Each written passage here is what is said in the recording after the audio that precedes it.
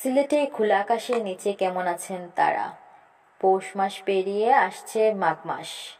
গত মাসে টানা তীব্র শীতের পর শীত কিছুটা কমলেও কয়েকদিনে আবার শীত বেশি অনুভূত হচ্ছে। শীতের এই সময়টা কারোর জন্য আনন্দদায়ক, কারোর জন্য আবার খুব যন্ত্রণারও বটে। কেউ হয়তো শীতে বনভোজনে যাচ্ছে, গ্রাম বাংলার প্রাকৃতিক পরিবেশে বসে তুয়া ওড়ানো পিঠাপুলি খাচ্ছে বেশ আয়েশ করেই। তাদের কাছে শীত মানেই যেন আনন্দ।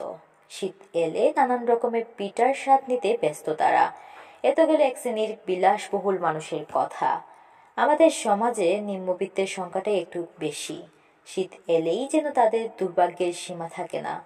কথা হয় সিলেটের ফুটপাতে থাকা বৃদ্ধ মকবুলের সঙ্গে। তিনি থাকেন ফুটপাতের একটি পরিত্যক্ত রাস্তার পাশে। তিনি বলেন, শীতের যন্ত্রণায় রাতে ঘুমাতে পারি না। বিছানার নিচে মাটি থেকে ঠান্ডা উঠে, আর উপর থেকে কুয়াশা পড়ে কাপড় ভিজে যায়। এ কারণে রাতে অধিকাংশ সময় জেগে কাটাই। মকবুল বলেন, গরমে খুব বেশি সমস্যা না হলেও শীতে যন্ত্রণা বেড়ে যায়। অন্যবার অনেকেই এসে শীতের কম্বল দিয়ে যায়, কিন্তু এবার কেউ দেয়নি। Sylhet I news, Syeda Tania Islam.